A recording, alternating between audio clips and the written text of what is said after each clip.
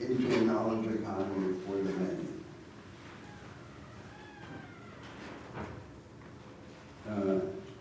There are three major topics I want to cover today, and all of them have in common that they have to do with the institutional structure of the market world. All of them, therefore, involve the reconstruction, the institutional reconstruction of a market economy. And in that respect, they're quite distant from what ordinarily is the focus of a progressive view in political economy today, which is the attempt simply to attenuate the inequalities generated in the market by resorting to progressive taxation and to redistributive social spending. Therefore, if there is time today, what I would like to do is first to address these three structural issues: the relation of the vanguard of production to the rest of the economy, the relation of labor to capital, and the relation of finance to production or to the real economy. And then, if possible, to reserve some time at the end of the class to deal with the issue which is almost the exclusive topic of the progressives when they talk about political economy, which is the attenuation of inequality by compensatory redistribution on the revenue-raising side of the budget through progressive taxation, or on the spending side through redistributive social spending. All of the proposals, the ideas that I'm going to address today have in common, therefore, that they presuppose an idea. The idea is that the market economy has no single natural and necessary form, that it can be presented in many different ways, and that these different ways have vital consequences, not just for the distribution of advantage, therefore for the theme of equality or inequality, but also for the development of prosperity, of our power to lift the burden of poverty, drudgery, and infirmity that weighs on human life.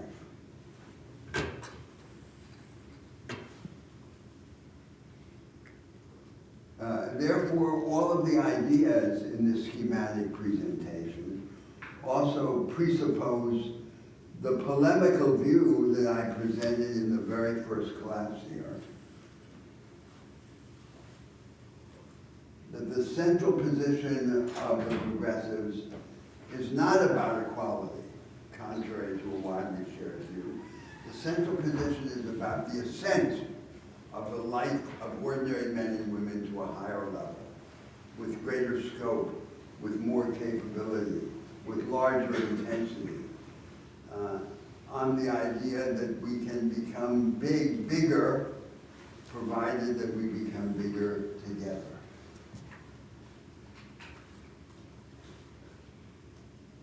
Now then, given these intentions, let me begin with the first theme. The theme of the relation between the vanguard and the rest. In every historical period, there is a most advanced sector of production. Our conception of what makes it the most advanced changes as we go along. And today, in the light of the ascent of the knowledge economy, our understanding of what makes the most advanced sector of production most advanced might be that it is the sector that is closest to the imagination.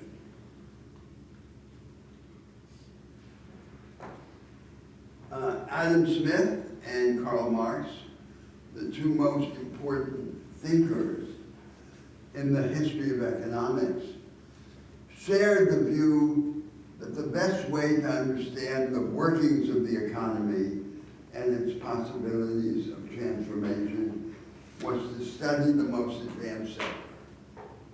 Because the most advanced sector of production is the sector that most fully reveals our powers, our human powers, and therefore signals the direction that we can take.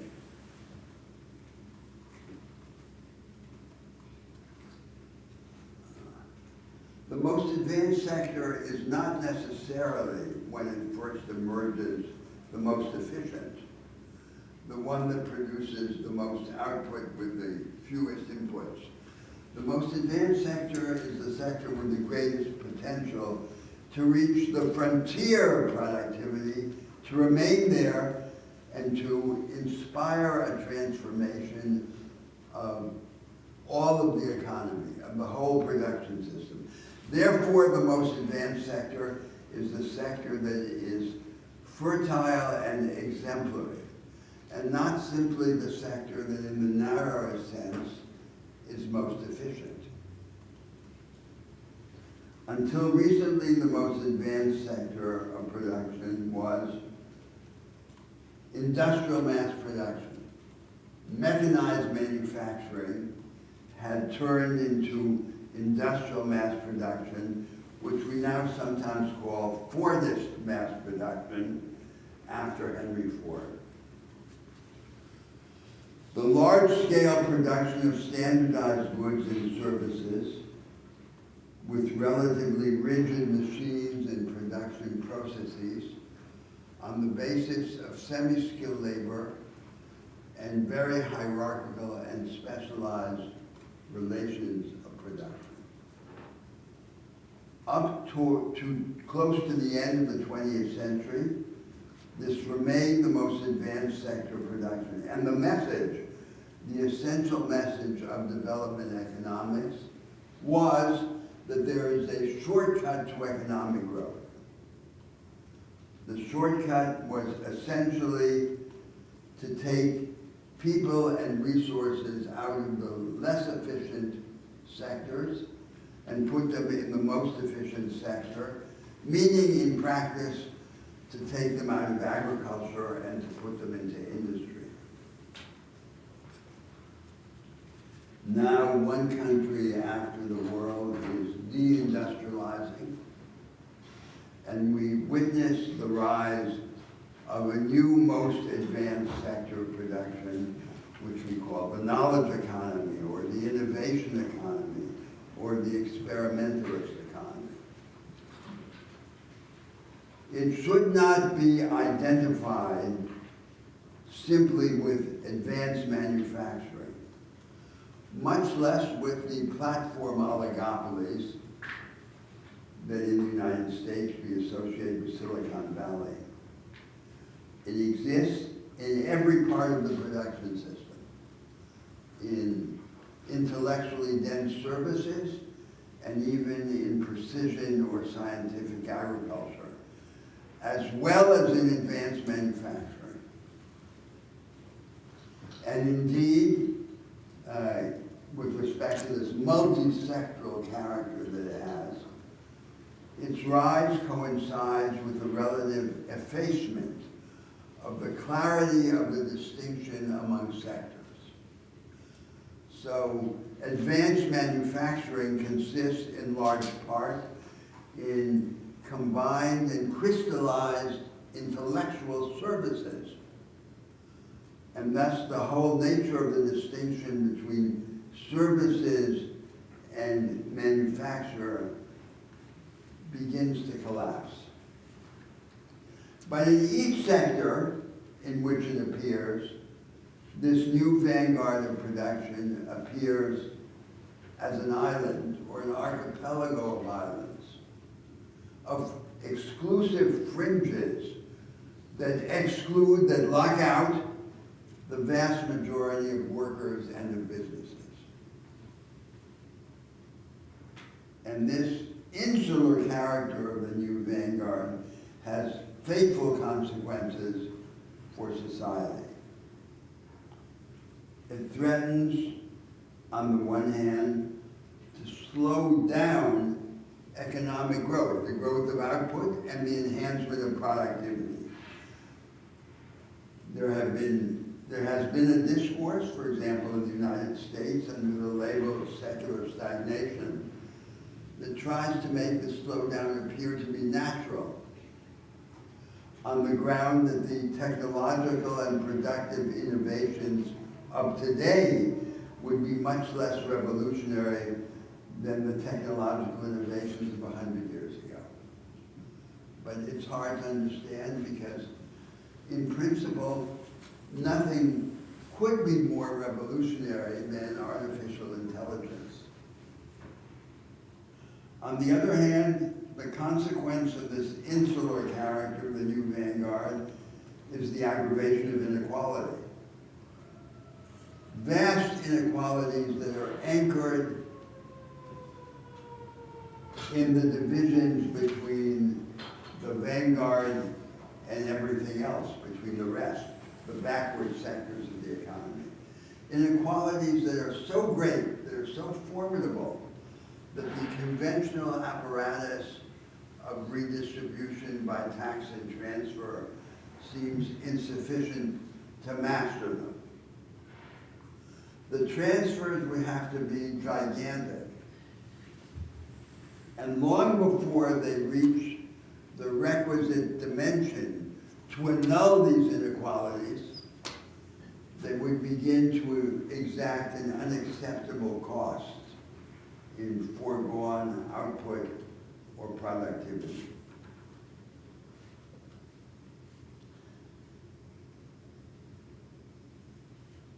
Now, I mentioned a moment ago that the knowledge economy, the new vanguard, is frequently confused not just with advanced manufacturing, but with a little part of advanced manufacturing, these platform oligopolies.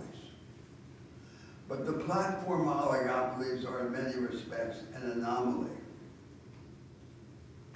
And they're an anomaly based on a combination of unique practices, institutional arrangements, legal rules, and business models. Consider then first briefly some of the characteristics that distinguish these platform oligopolies and make them different from the knowledge economies as a whole. First is the central importance of the universality of a platform. The social value, the value to society of these platforms, not just their value to their owners or shareholders, is linked to their universality. If we were to destroy their universality, for example, by a blunt use of antitrust, we would destroy their social value, a large part of their social value, not simply their value to their shareholders. And that suggests that the policies with the greatest potential to master the problems created by these platform oligopolies are less in antitrust than in corporate governments and in the reconstruction of the property regime. The second is because of their very large size, they're able to pay the high fixed costs for the internalization of the new technologies. The third is the phenomenon of the near zero marginal cost of adding a user to the platform. It's just a press of a button. And the fourth is a strange lacuna in the law of intellectual property, which is the entirely accidental or surprising fact that these oligopolies are able to do business in a good that is free, which is the data of their customers, and which is not protected or compensated for by the established law of intellectual property. And all of those features that I've just enumerated together help explain then that the economics of the platform oligopolies leads to the supposition that the knowledge economy, falsely identified with them, might lead to an economics of increasing returns to scale, violating the supposed maxim, the default presumption of constant returns to scale. Now, I'm going to argue in a moment that that is not a true distinction of the knowledge economy as a whole, nor conceptually could we imagine it to be one. Constant returns to scale is no law, never was a law of economics. It's just a default presumption that holds in the absence of any of the many factors that might negate it. So, constant returns to scale simply means that if you hold all the inputs to a process of production constant and you increase the quantity of the inputs, you will increase the output in principle proportionately. If you diminish the inputs, you'll diminish the output proportionately. It's merely a default presumption.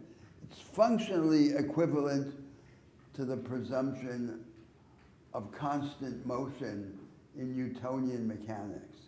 It has no law-like character.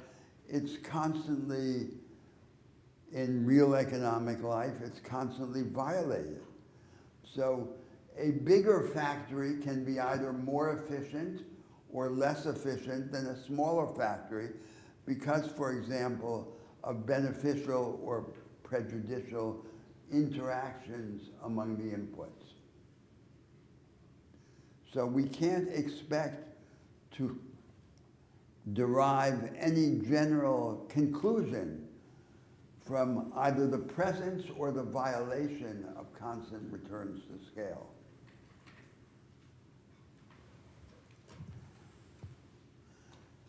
Now, how then should we understand the character of this new productive vanguardism? What is it that distinguishes it? And here there is a complication, which is that because it appears in an insular form, it fails to reveal its full potential. A practice of production reveals its potential, it shows its character as it begins to spread throughout the economy. So the attributes that it exhibits ostentatiously in its present form are relatively superficial.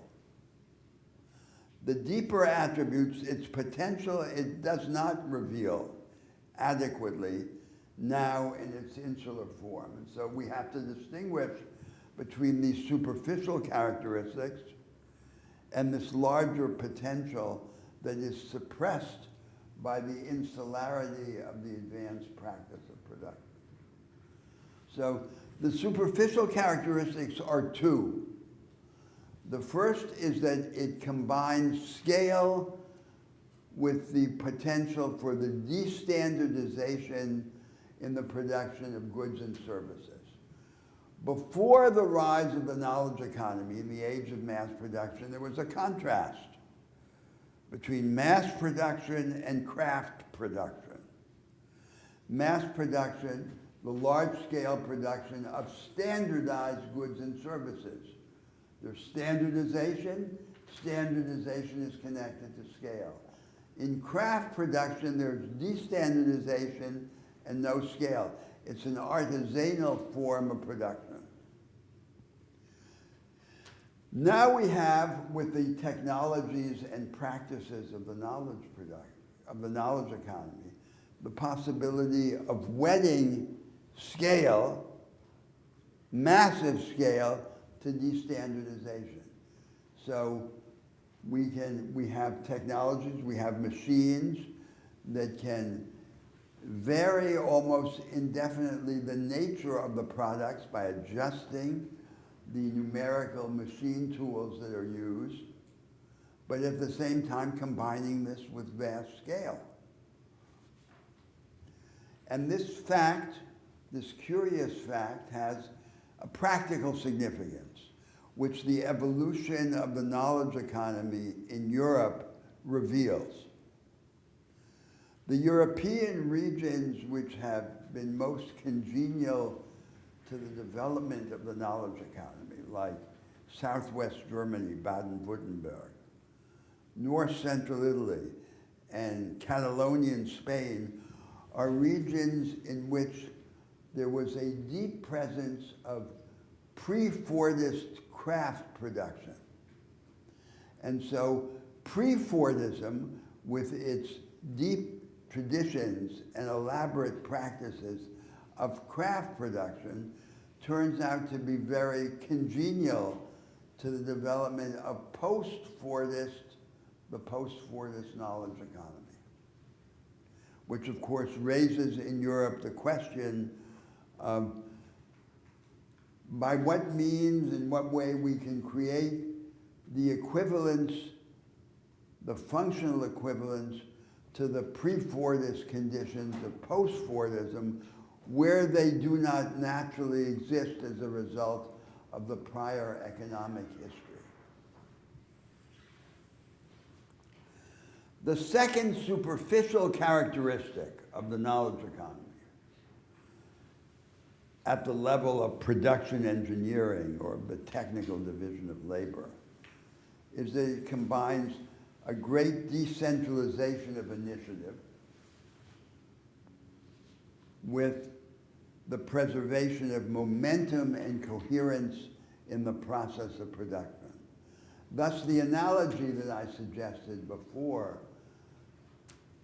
to distinct military operations, it's as if, with respect to the evolution of military life, you had a situation in which a large regular force could acquire some of the characteristics of an irregular force, of a guerrilla operation or a special forces operation, without losing its power to maintain coherence and momentum in the implementation of the plan of battle.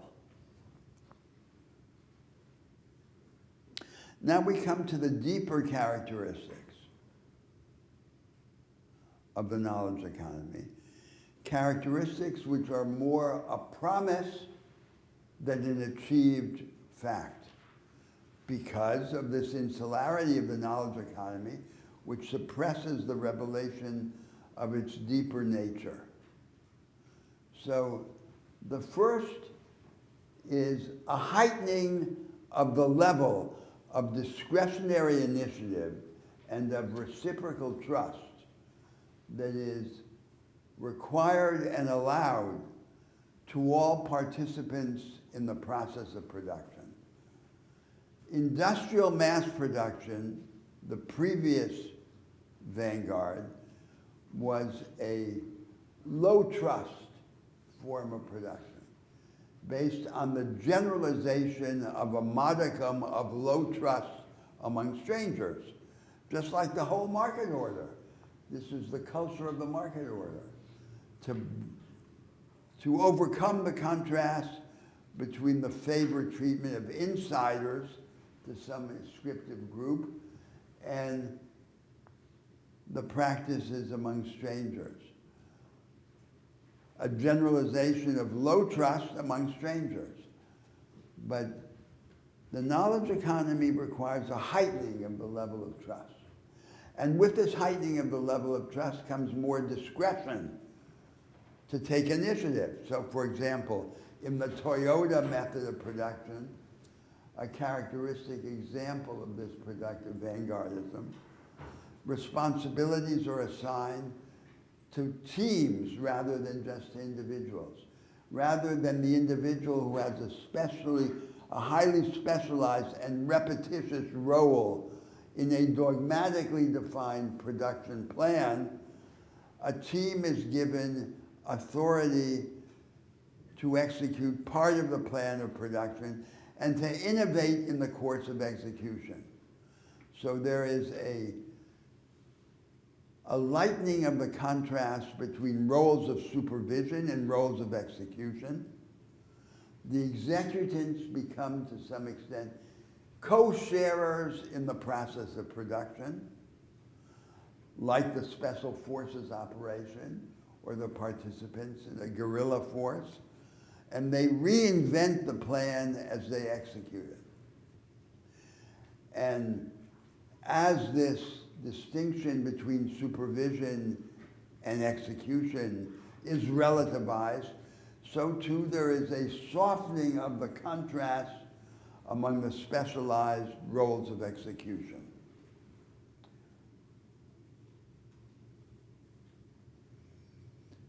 So we have then a higher level of trust, a change in the character of economic relations. One of its manifestations is the potential to combine cooperation and competition, cooperative competition, among firms and within firms, so that different economic agents can cooperate, achieving through cooperation economies of scale, at the same time that they continue to compete against one another, as opposed to the idea characteristic of a low-trust form of economic life, that cooperation and competition have to be assigned to rigidly distinct domains of economic activity or production. The second deeper characteristic of the knowledge economy is that it brings closer together the activity of producing and the activity of imagining or discovering, so that the good firm becomes more like a good school. And the whole activity of production comes in some way to resemble experimentalist scientific discovery.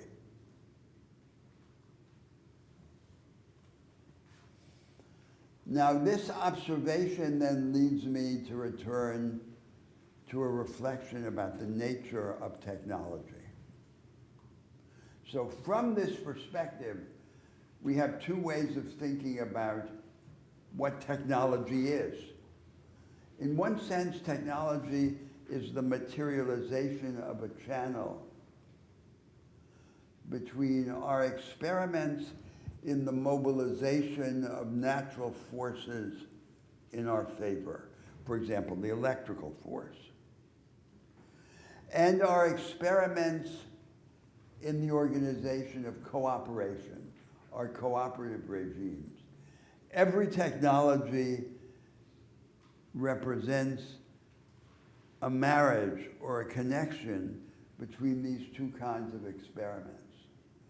A second way of thinking about technology is that technology has to do with the following.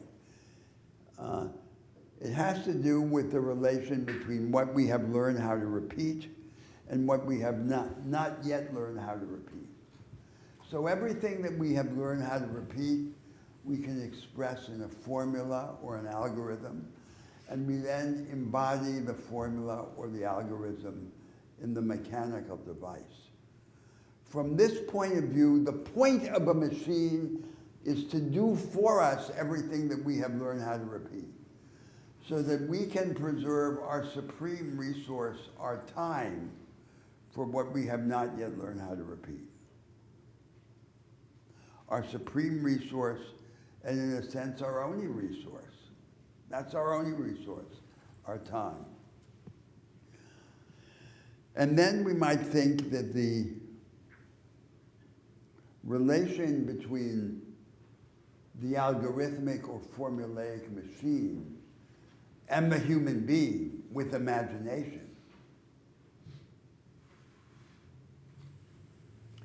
can in principle be much more powerful than either the machine or the human being alone. Technology viewed in this light has no intrinsic logic of evolution.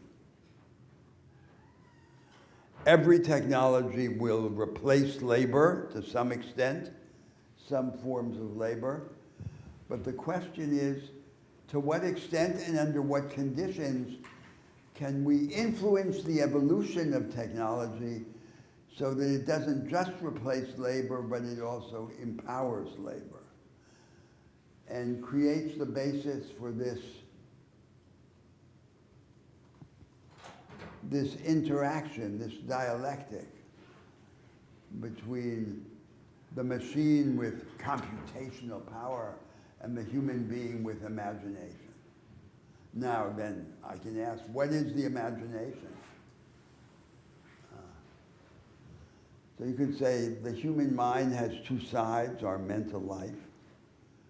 In one side, it is modular and formulaic,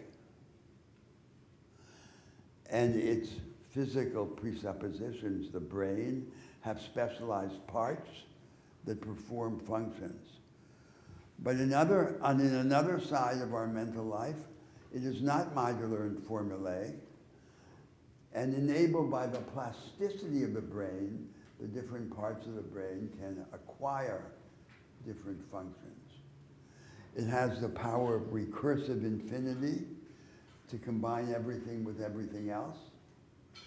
And it has the power that the poet called negative capability, which is that we can discover something that does not yet make sense in the light of our established criteria of sense and our received methods, and then after the fact, create the criteria of sense or the methods that make sense of it. Now, there is nothing in the physical structure of the brain or of the human being that determines the relative power of these two sides of our mental experience. The formulaic or mechanical side and the side with imagination. Their relative power is determined by the organization of culture and of society.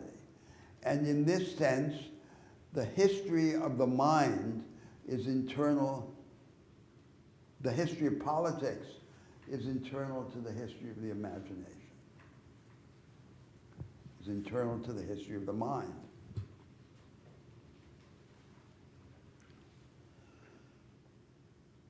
So we have this new form of production, which now appears not as an economy-wide form, but as this group of socially exclusive fringes. And in this insular form which it has, it fails to reveal its deeper characteristics or reveals them only partially.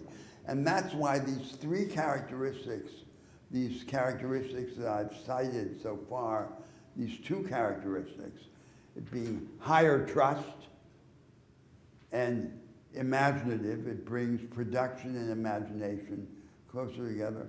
It does not fully reveal. Now let me describe a third deeper characteristic. And the third deeper characteristic is that the knowledge economy holds the promise of loosening or reversing what has up to now been the only genuine law in economic life, which is the law or the so-called law of diminishing marginal returns, which is easy to confuse with the idea that the knowledge economy holds the promise of increasing returns to scale. So diminishing marginal returns means the following. If you hold constant the inputs to a process of production, and you increase one of the inputs, then characteristically the return to that increase will increase, plateau, and eventually diminish. And this regular phenomenon appears to be the most constant characteristic of economic life. The pre-marginalist economists, the classical economists, were fascinated with this regularity of diminishing marginal returns, but they had no way of understanding it. The marginalist economists who created the economics that we study today at the end of the 19th century provided a specious explanation of this phenomenon. They said the following: there's nothing strange or mysterious or requiring explanation about diminishing marginal returns. It is a logical consequence of the presumption of constant returns to scale. Because if there were not diminishing marginal returns, the so-called law of constant returns to scale would be violated, right? You'd have an increase in an input, and it would transgress this so-called rule of constant returns to scale. But there's something really that doesn't make sense about this idea. Constant returns to scale, as I suggested before, was never a law. It was just a defeasible presumption that could be violated and was constantly violated in economic life. By contrast, diminishing marginal returns is the closest thing to a law that economics has. So how can we deduce, how can we infer what is a genuine law from what was never a law, but was an accidental or presumption that holds only in the absence of the many empirical circumstances that might defeat it? So it doesn't make any sense. Another way of understanding this phenomenon is to say an input to production, and every innovation can be analogized to a new input, and can expect that there will be an increasing return. The productive potential of that return will eventually be exhausted, and then there will be a fall. The premise of the apparent law of diminishing returns to scale is the punctuated or discontinuous character of innovation. If innovation consists in a series of discrete advances, and moreover, if these advances are imported into the production process from outside it, through the evolution of technology and of science, then it will be more likely that innovation will have this discontinuous or episodic character. If, on the other hand, production is organized as if it were science, as if it were the constant practice of scientific experimentalism, then innovation will be internalized in the production system, and it will become less discontinuous and more continuous. And insofar as innovation becomes continuous, then there is at least the potential that this law of diminishing marginal returns can be defied. So that would be an entirely different way of understanding the potential of the knowledge economy. And then you could say that the whole economic history of humanity could be distinguished in the following periods. There would be one period of very primitive economic life in which the main constraint on economic growth is the need to mobilize a surplus over current consumption for the future, for investment. Marx and Smith both thought that this was a constraint in their own time. I think they were mistaken. We cannot, for example, explain the Industrial Revolution by saying that Britain, the pioneering industrializing power, was able to rely on a higher level of saving over current consumption. We know now for a fact that the level of saving, both public and private, in Britain or in Europe on the eve of the Industrial Revolution was lower, not higher, than the equivalent level of saving in the agrarian bureaucratic empires of the East or of antiquity. What distinguished Europe was a series of radical innovations, institutional, social, conceptual, technological, not the level of saving of deferred consumption.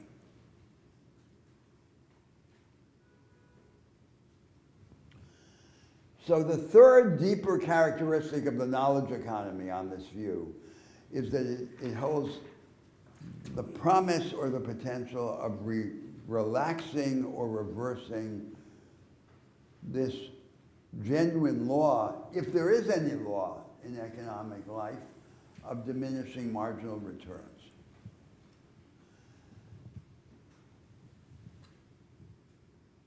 The second stage of economic life in the history of humanity would be a stage in which the constraint becomes innovation, but still under the burden of scarcity and of diminishing marginal returns. And a third stage of the economic history of humanity would begin when we continue with a burden of scarcity,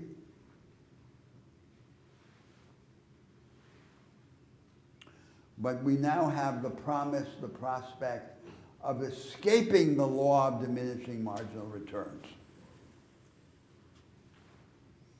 And thus the revolutionary significance or promise of the knowledge economy, which it fails to reveal and to realize in its present insular form.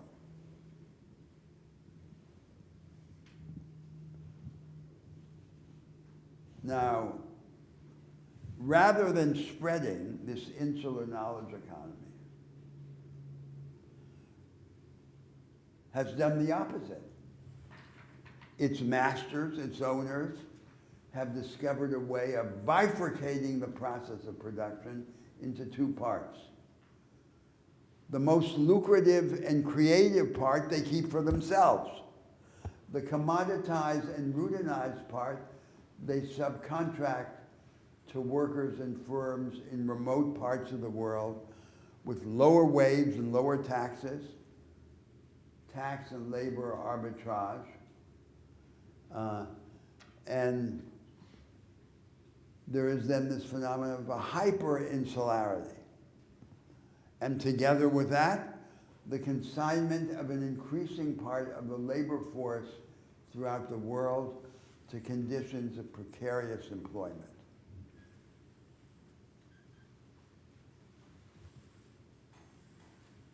Thus, the immense significance for the progressives of the idea, of the task, the project of transforming a knowledge economy for the few into a knowledge economy for the many. That would be, at the same time, a radical social and a radical economic transformation.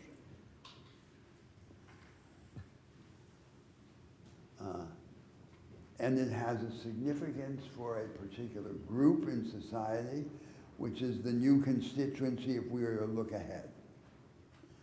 So, in most of the great populous countries of the world, the majority of ordinary men and women remain poor and disorganized, but their horizon of aspiration, rather than being proletarian, is petty bourgeois. So They are not members of a small business class, but they would like to be. That's their dream, to have a small plot of land, a shop, a little technical service for which they can charge a fee. That is the aspiration of the majority of humanity today. And by default, in the absence of other forms, it then devolves to traditional, isolated, archaic family business, the petty bourgeois form, based on family saving and self-exploitation, which does not hold the promise of a radical advance for them, or much less for their societies, for their country. So somehow this majority of humanity, this subjective petty bourgeoisie, I say subjective because objectively they are not a petty bourgeoisie, but subjectively that is their horizon of aspiration, that is their dream. This subjective petty bourgeoisie could be the constituency of an alternative productivist project if it were shown that there's an alternative. But then the alternative has to be created, and in the real class societies that exist in the world, that in turn depends on some division in the elites. There has to be, alongside the traditional elite, formed largely of rentiers, a counter-elite with a productivist and nationalist orientation. This counter-elite has to win power, and it has to offer this subjective petty bourgeoisie an alternative to its default object of aspiration. Now, let me stop because there's a lot there, and ask whether you'd like to comment. Yes. Was it you? Yeah. I want to go back to the relationship between innovation and the internalization of the production process. You have to go slowly and you have to speak more loudly. Perfect. So you talked about two types that so that if let me just read the question I wrote. If innovation then becomes continuous within the production system, my question for you is how could then democratic institutions cope with the pace of that change? How could? Democratic institutions Yes. keep up with that pace, with the pace of that continuous innovation within the productive system to either to reduce the negative externalities that it could have, or to temper the inequalities that might generate for people. Talking about the vanguard here, the knowledge economy. Well, but the inequalities are created by the present form of the knowledge economy. So what are you saying now with respect to inequality? I assume you were referring to that when you say that within innovations, the innovations happen within the productive Yes. system and the vanguard. So it's very odd to, comparatively, I think. So these technologies and practices associated with the knowledge economy are now confined, Yeah. right? They're confined in these cysts, in these ghettos. And the question is how they can break out. Now, it depends on many conditions. That's what we have to discuss in the future, right? In the next stage of our discussion. If it requires a heightening of trust, social capital, where does that come from? What are the moral presuppositions? What is the moral economy of this form of production? That's one question. Second question is education. What do these people have to, what capabilities do people have to have in order to be able to manipulate these technologies? Conventional industry had very minimalist educational requirements, as I've observed. There was lip service paid to education, but in reality, the workers didn't have to be educated. But here, they do have to be educated. And not just to be educated, but to have a very particular style of education, which we have to describe. But I think most importantly, the legal and institutional architecture of the market economy would have to change. The rules under which people have access to productive resources and opportunities in a particular direction that needs to be described. So the insular knowledge economy is a characteristic example of what in an earlier class I call the path of least resistance.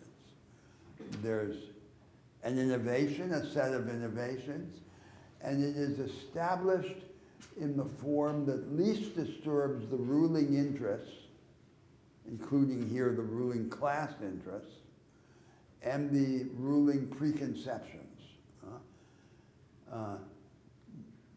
The insular knowledge economy is an example of that. So if we want another form, a form which will disturb the preconceptions, we have to not just to describe what this form is, but to imagine what its politics would be. And thus my allusion, before I stopped, to the core of the new constituency that would support this. Now, reformulate your question. What then is the question? I'm now concerned about if we want to approach this constituency to support breaking up the vanguard and the technological determinism that vanguard holds and that grabs the political elites, that apparently we have politics so that we can control and tamper this sort of advances. But you become a luddite. I think it may help to go back to a historical example that I gave early in the course. The example of the formation in the United States in the early 19th century of family-scale agriculture with entrepreneurial attributes. So remember, one of the presuppositions of that project of the Americans was the development of the system that was called agricultural extension. So there were the land-grant colleges, and then the land-grant colleges created a science of agronomy, and the practical instruments of that science of agronomy were brought to the door of the family farmer. The state organized this connection to the small-scale producer. So the idea was there would be some uplift of the primitive producer. So we would have to imagine, for example, in this circumstance of the insular knowledge economy, a similar phenomenon, a 21st century industrial counterpart to the 19th century agricultural extension, addressed to two basic constituencies. The relatively primitive small and medium-sized firms of the backward economy, and the vast multitude of autonomous economic agents.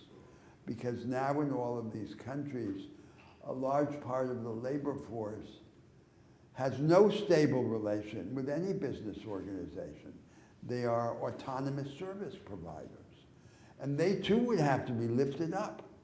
So the technologies would have to, and practices and capabilities would have to be transformed and repackaged and presented to them in this uplift operation. So there are many attempts in the world today already to do that in some form.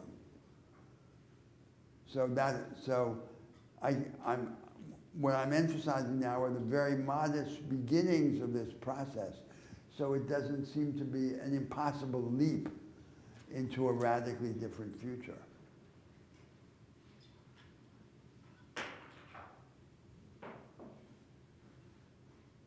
Yes. So I'm wondering what this framework thinks of, how this framework interacts with efforts underway to kind of adjust, take blue collar management practices into white collar jobs in the US, at least.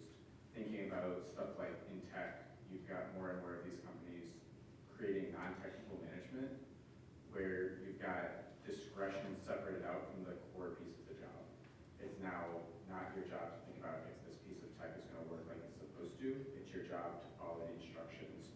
It's someone else's job to decide if this is like going to be a useful product.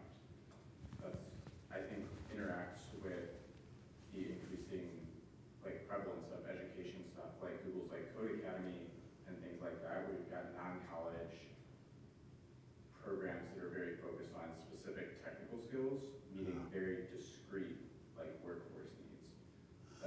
What is that? So I think the problem is that you're asking now a question about the project, right? Of transforming the knowledge economy for the few into a knowledge economy for the few. It's a perfectly legitimate question, but I haven't actually begun to describe that project. That is, this initial part of my discussion was all about the nature of this insular knowledge economy that is what we have. And I simply pointed to the project of trying to transform into something else. So, and I think that's very interesting. That is an example of what, an early example of what this uplift would require.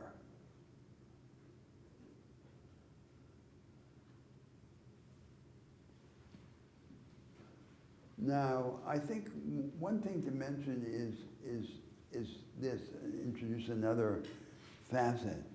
Both Marx and Keynes believed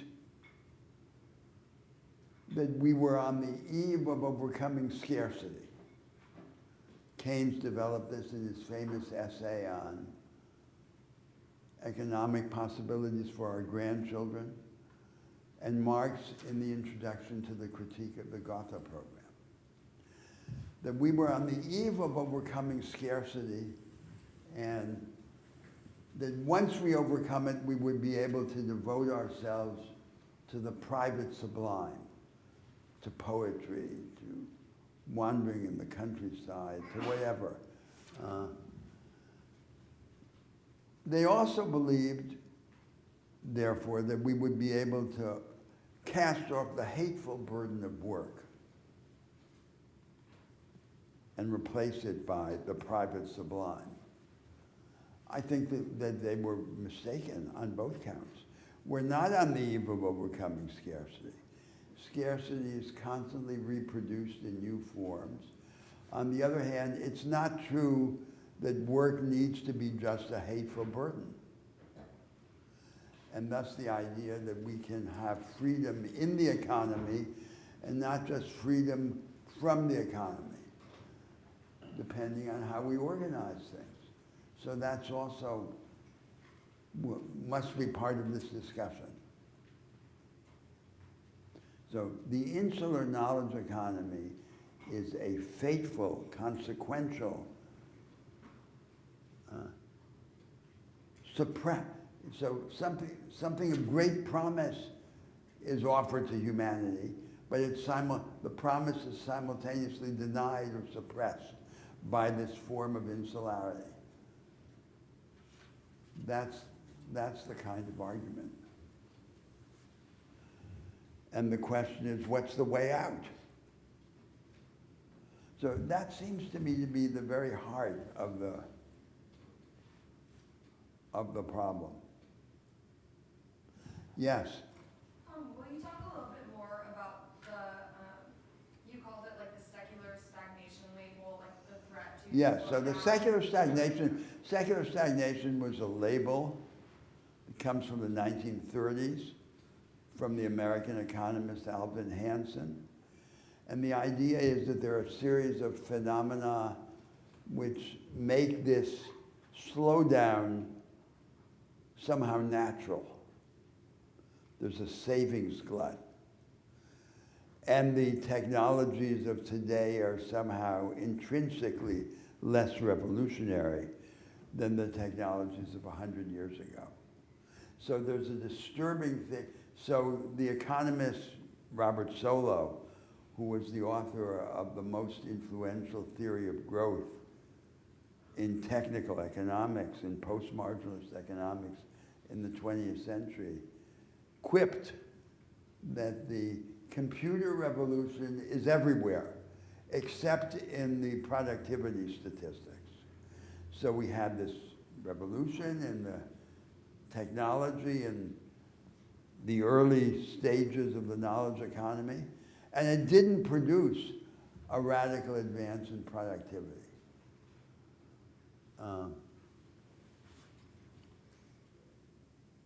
And why? So in the United States, for example, productivity slowed down in the closing decades of the 20th century, remained slowing down. There was a brief spike in the period between 1995 and 2004, and that spike is commonly attributed to the one-time benefit of the internalization of new computer technologies by firms that are not themselves part of the knowledge economy in the management of their inventory, of their information. So Walmart, for example.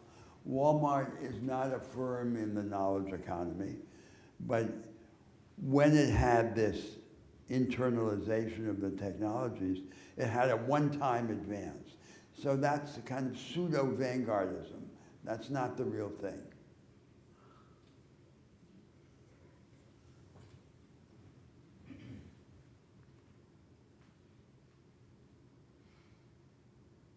Yes. So I'm gathering that you think that maximizing production and like efficiency, that is like key, like that's the most important, is production. Is Most that what you important. mean when it's like, Most important of what? like when you talk about like humans becoming like the biggest they can, and like that's, you're just like, when you talk about that as like a repeated theme, are you talking about like humans becoming the biggest they can so we can like produce more? Because is it like this focus on like work and like the economy and like production as central for like imagining this new like progressive alternative? Like we You're talk, presenting it as a kind of materialistic view that is that. Am I attributing this central importance to our material life over other things, over our spiritual life? I guess so. I am wondering if it's like this focus more on like materiality than like social or spiritual or like humanistic well-being of all citizens. Well, it's not just narrowly about buying and selling. It's about our infirmities, for example, our drudgery, infirmity, as well as poverty. And it's the view that we must be liberated materially as well as spiritually, so that we're not in the situation that Hegel described of the citizens in the Roman Empire, in which he says they sung in their chains. So we don't want them to sing in their chains. We want to unchain them. And our view is that in our civilizations formed on the model of the Semitic monotheisms of Christianity. And the spirit can't float above the world. It has to be embodied in the world.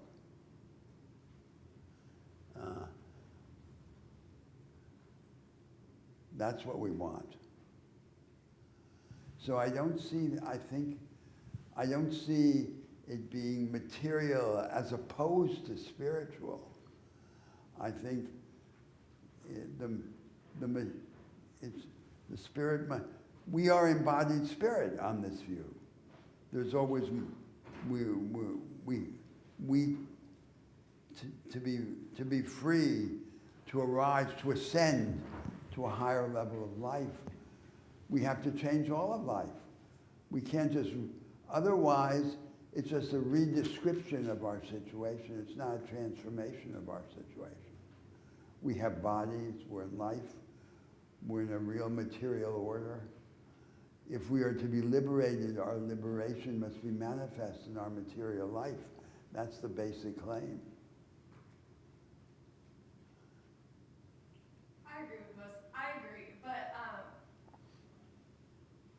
I agree, I feel like there's just like kind of the threat. I don't think this is actually the view, but when talking about like, when rejecting that like Marx and other people have this idea that like, we're all gonna be like footers, like loving like poetry and walking in the parks and stuff. Like I think it's just how it's framed, it kind of sounds like we're freeing us, like, are redistributing like the market and like the knowledge economy. Yes, we might be like freeing from our chains, but then it kind of sounds like we're just like condemned to like live to work. Like, So let me take a step back and place this argument in a larger context, which I mentioned in the first day of class. So we live in this revolutionary period in the history of humanity for 300 years, right? The world has been on fire. And this revolutionary period has had two sides. One side has been political and economic and has been carried by the doctrines of liberalism, socialism, democracy. The message, the promise has been to lift the grid of intense, entrenched social division and hierarchy that weighs on humanity. To lift it. To liberate us from our imprisonment. And the transformation of productive life is part of that. So we have this new practice of production that promises liberation. It promises to put imagination at the center of our material life. How could we not want that? And then the promises deny us because of this insularity of the knowledge economy. The insularity of the knowledge economy is associated with a whole range of perversions, such as the consignment of labor to conditions of precarious employment. On the other hand, the revolutionary project also has a personal side carried by romanticism, especially the worldwide popular romantic culture. So popular music, the television soap opera, carry into every slum in the world this message that the ordinary man and woman is not so ordinary after all, that we all can ascend by shaking the structures. So now comes us, our situation in this story. So we live in what I would like to think is a counter-revolutionary interlude in this long revolutionary period in the history of humanity.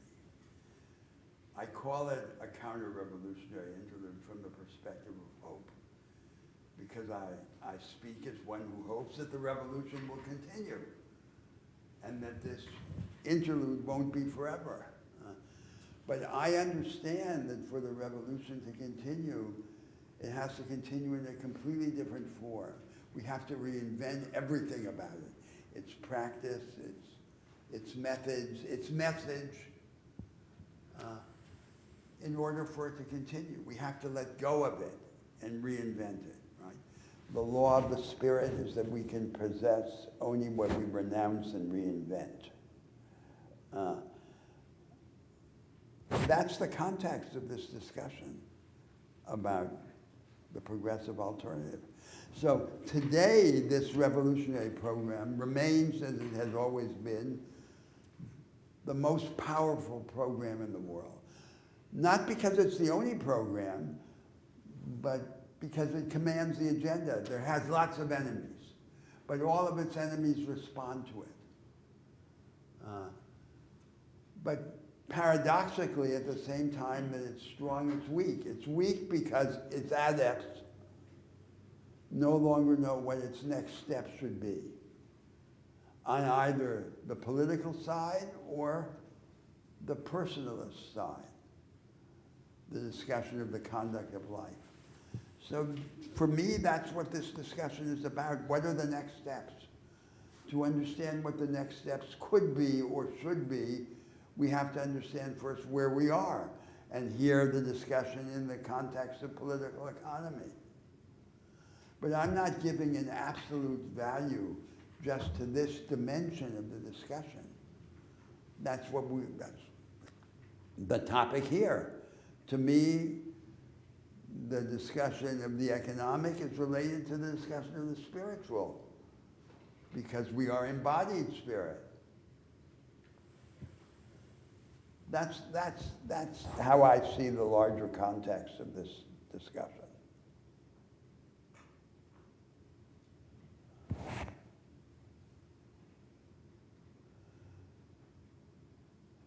Shall I go on to the next step? Okay, so I'm going to come back to this in the next class from the perspective then of the discussion of how can we turn this knowledge economy for the few into a knowledge economy for the many? And my premise is that it depends on 3 sets of conditions. Topic next week. Depends on educational conditions. We need another kind of education.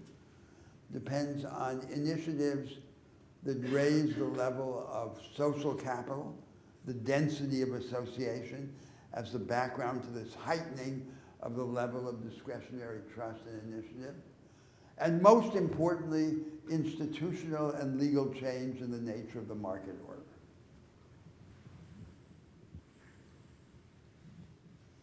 Beginning in modest steps, this lift up, this operation of uplift, well, which I analogize to 19th century agricultural extension, and proceeding far into the future into radical changes.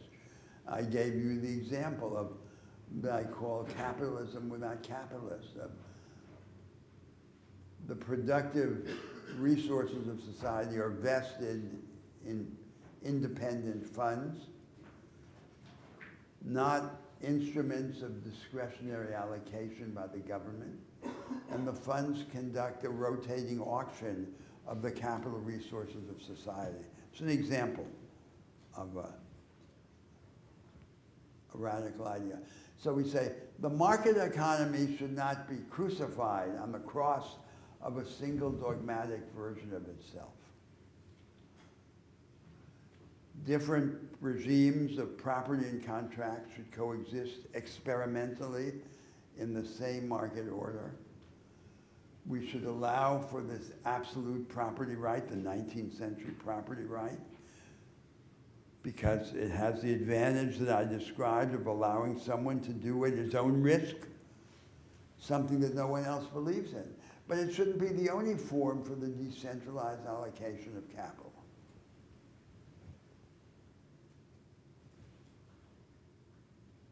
So the objective then would be this inclusive knowledge economy, which spreads. Now, the second topic for discussion is the relation of labor to capital.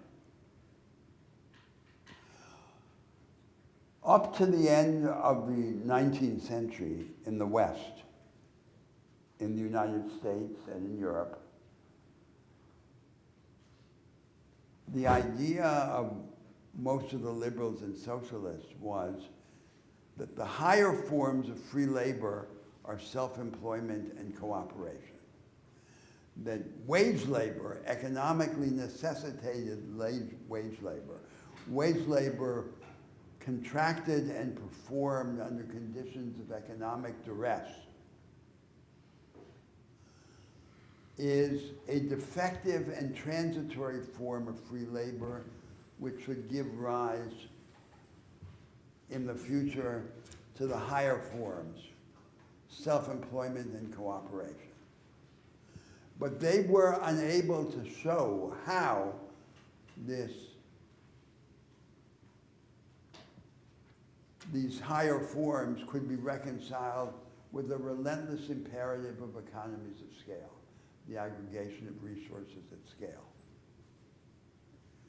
And at the end of the 19th century, throughout the West, wage labor became naturalized as the natural form of free labor, and that's how we think of it today. And now we have what we could describe as two emergencies related to the formation of this insular knowledge economy and the condemnation of larger parts of the labor force to precarious employment. One with respect to the relatively organized part of the labor market, and one with respect to the relatively unorganized part. So in the organized part of the labor market, the part in which workers are still organized, the question is, what should the form of this organization be?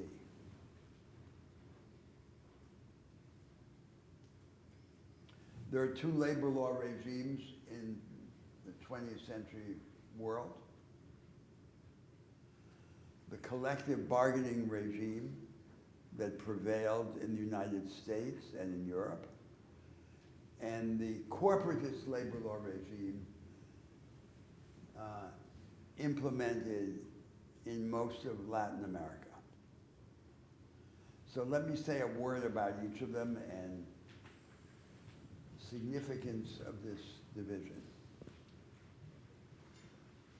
So the idea of the collective bargaining, of the contractualist labor law regime, is that in the employment relation, there is radical inequality of bargaining power, which the lawyers describe as economic duress. And therefore, the form of contract, and contract would then be the instrument or the expression of the freedom of free labor, freedom to contract your labor, becomes a facade, a sham, hiding the reality of coercion. So the question was, how could the reality of contract be reaffirmed given this radical inequality of bargaining power in the employment relation?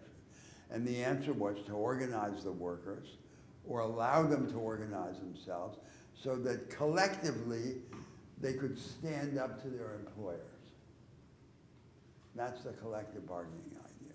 So the collective bargaining idea has two fundamental principles. The first is unionization is purely voluntary. The workers unionize or not. And the second is the unions are completely independent from the state. In Latin America, the union, a different regime prevailed in most of the Latin American republics. It was originally inspired actually by Italian fascism, by Mussolini's Carta del Lavoro. But it was adopted by populist nationalist regimes in Latin America, by Cárdenas in Mexico, by Vargas in Brazil, and by Perón in Argentina. So the corporatist labor law regime said everyone is automatically unionized according to their position in the production system. In different sectors, the combination of territorial and sectoral criteria, everyone is organized. And the unions are under the tutelage of the state, influenced or orchestrated by a ministry of labor. That was the corporatist labor law regime. Now, we generally think the contractualist labor law regime is the only one worth considering. But the contractualist labor law regime that prevailed in the North Atlantic world has grave defects. The first is that it focuses the entire effort of the workers on the struggle to unionize or to preserve the union. The second is that it has an anti-inclusive or anti-solidaristic tilt. The union structure tends to reflect and reinforce the underlying inequalities of the production system. So in the capital-intensive parts of the economy, the workers, the wage bill is a small part of the cost of production. And the employers have common interests with the workers against everyone else. So they're an elite, this labor aristocracy, in cahoots, in collusion with their employers, against the interests of all the workers who are stuck in precarious employment or in the capital poor parts of the production system. The third defect of the collective bargaining system is that it seems to have a tilt towards an economistic focus. That is, the focus is on wages and benefits, where, by contrast, the corporatist system gives unionization. It's a gift of the law, so the focus isn't on unionizing or staying unionizing. The focus is on what to do with the union. It maintains everyone together and does not reflect or reinforce the underlying inequalities of the production system. And it has a broader tilt. It favors a broader agenda of social and institutional objectives and not simply wages and benefits. But of course it has a grave defect, which is it makes the unions instruments of the state, of controlled popular mobilization. The unionization becomes a device by which the populist leader, sometimes a dictator, manipulates the people to support him. So what would be an alternative? An alternative would be a hybrid regime that would take from the corporatist system the principle of automatic unionization of everyone, but would take from the contractualist system the principle of complete independence of the unions from the state. There would be different factions within the union movement, associated or not, with different ideologies and political parties. And these factions would compete for position in the unitary union structure, just as political parties compete for position in the structure of the state. That would be the superior solution. But now the practical question is it too late for that solution? Has the ship already sailed for that? Because unionization now is practically annulled. It doesn't survive. It survives in the North Atlantic world, only in public employment or in the third sector. It's practically non-existent. So that's let's say that's the organized part of the labor market. Then there's the problem of the unorganized part of the labor market. That's the important problem today, because most of the labor force is unorganized. And not just unorganized, but thrown into a circumstance of precarious employment. So we might say that's the emergency problem. And we might begin by having a kind of sliding scale, we might say. To the extent that we can use the new communication and information technologies to organize these people, we should organize them and represent them. But to the extent that we can't yet organize and represent them, there should be direct legal intervention in the employment relations. And the purpose of the direct legal intervention would be to distinguish legitimate economic flexibility from the illegitimate cheapening of labor. So if labor is rendered precarious and cheap, there's no favorable economic background to an upward tilt in productivity, because there's not going to be productivity in a slave economy, for example. So labor has to be protected for the sake of this upward tilt. Now, we know from economic history that countries at a comparable level of development divide national income in radically different ways between labor and capital. If we controlled for differences in factor endowments, like demographic factors, or availability of natural resources, there's still vast differences among countries at the comparable level in the way in which they divide national income between labor and capital. And we must associate then these differences with differences in the institutional or legal empowerment of labor or its disempowerment vis-a-vis capital. And it is important, if we're to have this dynamic of inclusive productivity, that the pressure be of an upward tilt to the returns to labor. So we could say, for example, there would be direct legal intervention in employment relation, and ultimately,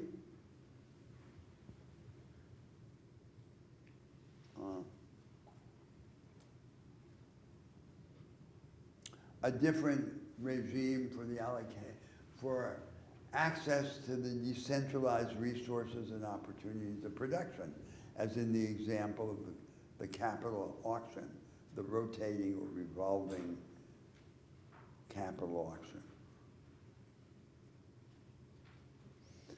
So once again, we would distinguish the short-term initiatives with respect to the organized sector. I suggested the hybrid model, probably no longer feasible.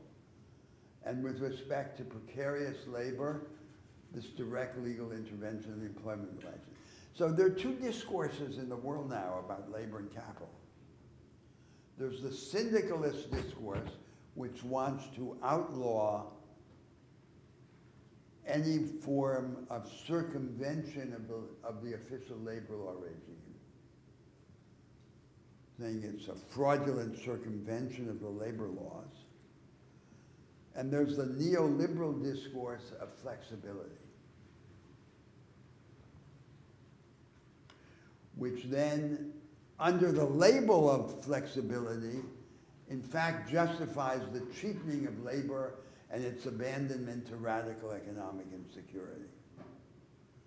So we can't outlaw the new relations of production, but we must be able to distinguish between legitimate flexibility and illegitimate precariousness or cheapening through this direct legal intervention in the employment relation. And maintain labor free until we can democratize the conditions of decentralized access to capital. Now let me describe the third problem, the third structural problem. The third structural problem is the relation of finance to production or to the real economy. And I can describe this problem by enumerating three enigmas,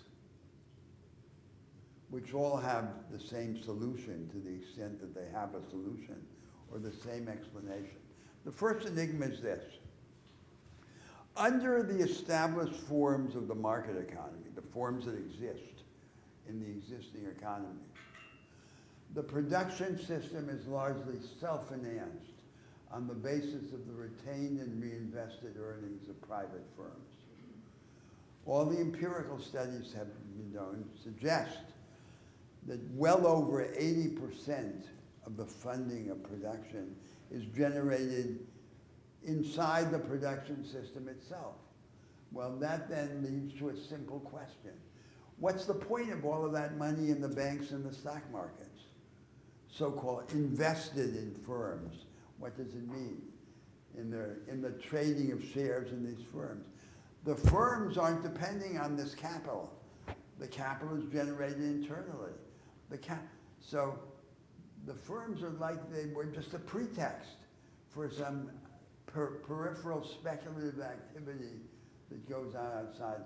The relation of finance to the production system is either episodic, localized, as in initial public offerings, or oblique, because you say the stock market establishes a benchmark of value, and in principle the firms could borrow against that benchmark. But in fact they don't borrow. They do the opposite. They go to the financial market as financiers to use it. Now, the second enigma is that finance is largely indifferent to the real economy in good times, but becomes destructive in bad times. So if there's financial instability, it spills over and destroys real economic activity. And the third enigma is this: the most important social responsibility of finance is to fund the creation of new assets in new ways. That's, for example, what venture capital and its associated forms do. But that is a minuscule part of financial activity. Even in the countries like the United States or Israel, in which venture capital is most present, it's tiny, it's insignificant. Well, what about all the rest? What is it for? So the idea would be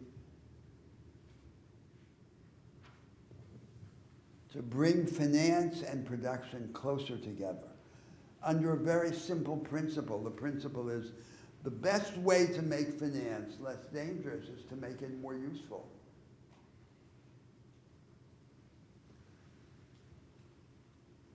And you would begin with negative and positive measures. The negative measures would be to discourage, for example, through tax penalties, or to prohibit outright those forms of financial engineering that make no colorable contribution to the enhancement of productivity or the expansion of output. So, for example, take options. You know, financial markets now are markets in derivatives of the property right.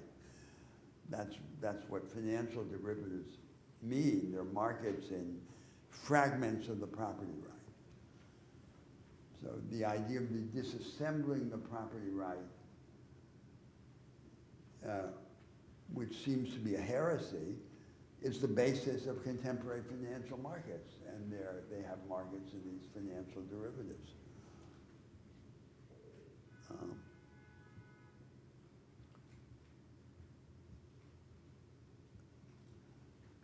So the disaggregation of the property right occurs for that reason. Now,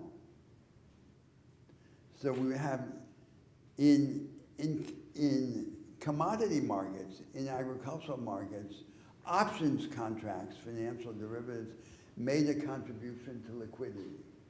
In equity markets, it's not clear that they make any contribution to liquidity. They were invented as antidotes to gambling, and then they were converted into devices for gambling. Now, in this argument, there's no objection to the speculative element in finance. The speculative element in finance is useful. It develops information, it allocates risk. The problem is not the speculative element in finance. The problem is the disassociation of the speculative element in finance from production. That's the problem. And so then, what then is the solution? The solution is to say we should have these negative measures that inhibit this disassociation of finance from production, and a series of positive measures by which to multiply channels from the deferred consumption, the saving of society, public and private, in the pension systems, for example, and investment, especially investment in the creation of new assets in new ways. And those are the early steps, because the final steps converge then with this democratization of access to capital.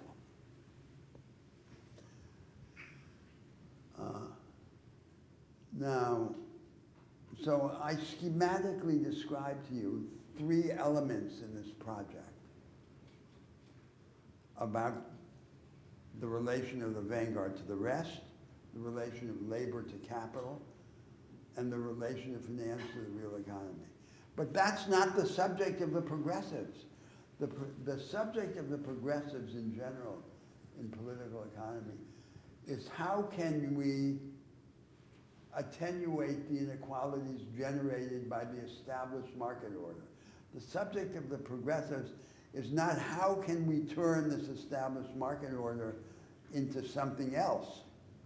And so I want to end my argument today by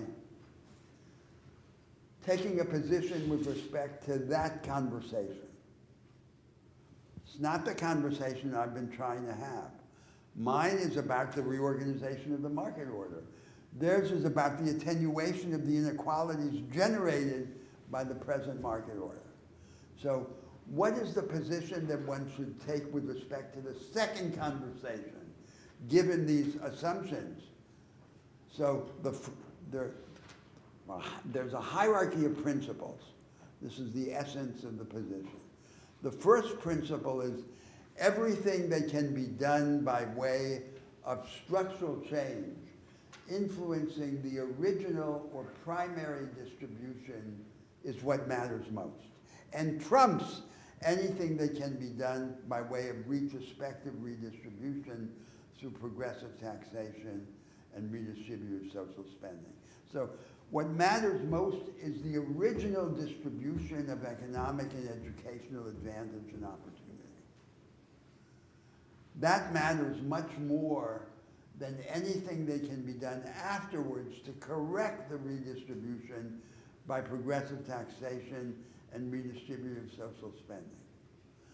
And you can understand why, what the basic reason is. It's very simple to intuit, to grasp. The market order generates a certain distribution of advantage. Then you want to come after the fact and say, no, we'll cancel it all out, we'll have another one. So it says you do this, but then you say, no, that doesn't count. We'll have a completely different distribution. You can't really do that, because if you radicalize that, if you cancel out everything that the market has done, you begin to undermine the present arrangements of the market and its incentives to work, invest, and employ.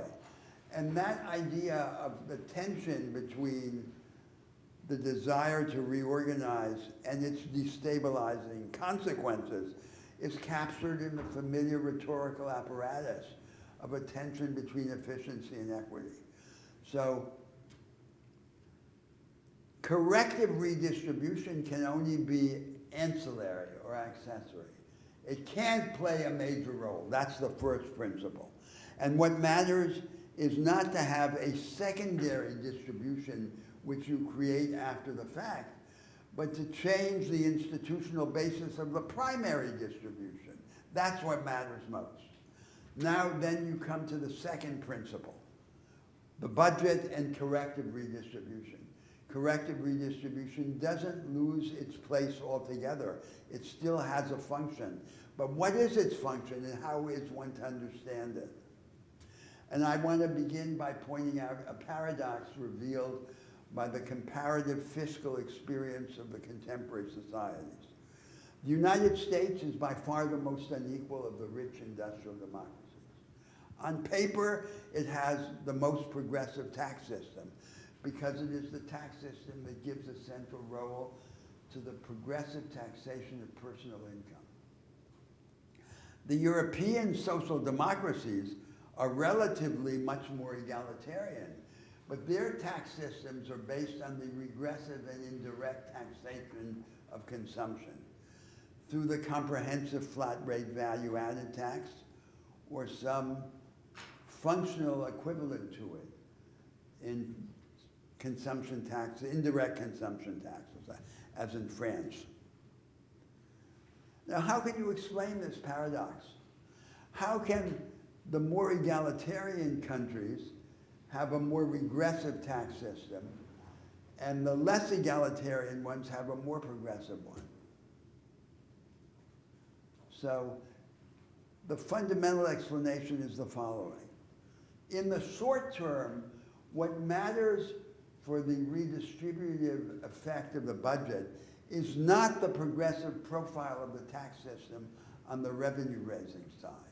What matters is the aggregate level of the tax take and how it is spent.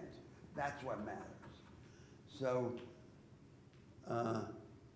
the European societies are able to take in at least 10% of GDP in tax take, more than the United States. And then they spend it redistributively. So everything that they lose by way of redistribution on the revenue-raising side of the budget, they gain double on the spending side. Now, why are they able to do this? The reason why they are able to do this is that the VAT, the value-added tax, it has the following character. It is, you can imagine it, put the economy on an input-output table, like Leontief's input-output table. And imagine that it takes a constant proportion of the value of the transformation of every input into an output. So by definition, conceptually, if it is kept pure, it is neutral with respect to the system of relative prices. And that then makes it possible for it to maximize the tax take, minimizing the economic trauma of the tax take because it's neutral with respect to relative prices. That's why they're able to take in more tax, and that's what matters. So the income tax, which the Americans prefer, is a blunt tax. It's a hybrid tax, which is not paid by rich people anywhere in the world. The income tax is basically a tax on the wages of the so-called middle class. That's what it is. And then we can ask, well, what is the middle class? The middle class are workers with bourgeois identities, like in the United States is the small business class and the white-collar workers. So the American politicians at election time always genuflect to progressive taxation, even though they know that its effects are entirely marginal. And why do they do this? They do it as a way of showing whose side they're on. So the whole rhetorical apparatus of progressive taxation is a way of taking sides. It's not a way of producing effects. And it affirms the priority of progressive pieties over transformative consequences. So that's the second principle. Forget about this tax-based redistribution on the revenue-raising side of the budget. Focus on the aggregate tax take and the spending side. Now, the greatest historical achievement of European social democracy has been to preserve a high level of investment in people and in their capabilities, a high level of social entitlements, paradoxically financed by the regressive and indirect taxation of consumption. And that was a huge achievement,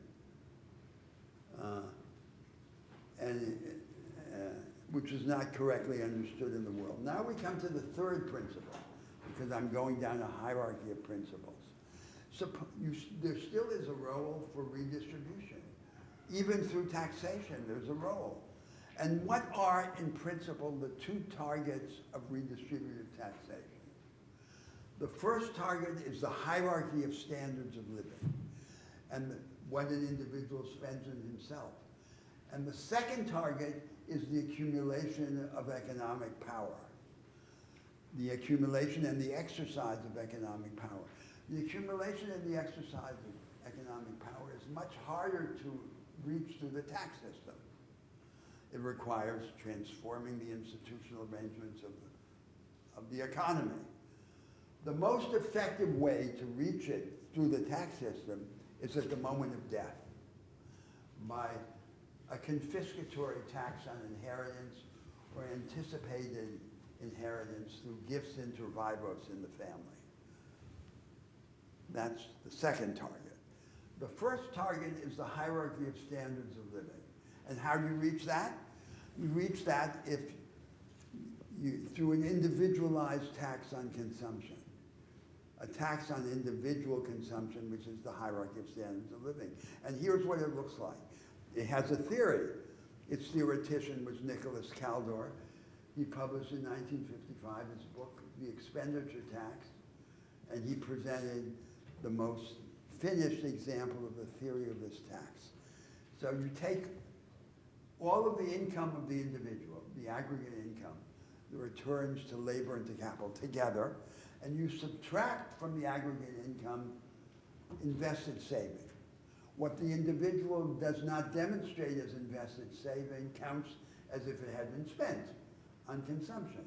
So this tax has no difficulties of administration any different from the income tax. Has the same difficulties as the income tax. And then you say, below a certain level of individualized consumption, the individual doesn't pay anything. He receives from the state. That's what the Americans call the negative income tax. As it goes up, the slope of the tax rate rises steeply. With more luxury living, higher rate. Now, the technical beauty of this tax is that 100% is not the highest rate. Because beyond a certain level of elite living, you could say, for every dollar the individual spends on himself, he pays 5 to the state. So the top rate is, say, 500%. There's no technical difficulty in this. The only difficulty is having enough power to do this, having the will and the power. So that if the progressives were both clear-sighted and sincere in their professions of redistributive faith, this is quite obviously the tax that they would prefer. Because this one really is redistributive with respect to the hierarchy of standards of living. This is what they would do. But preserving always the hierarchy of the three principles I described. What really matters is the original distribution of advantage and opportunity. Then you come, secondly, with respect to the budget, corrective redistribution, what matters most is not the tax system on the revenue-raising side, but the budget on the spending side. The aggregate level of the tax taken, how it's spent. And then you come to the third principle, but then all you need is power and will. And if you have enough power and enough will, then you can redistribute radically and finish off the job that you started when you reorganize the economy in its institutional architecture. Good luck, because this then shows that there is a way to do it. Obviously extremely difficult in the real societies that exist.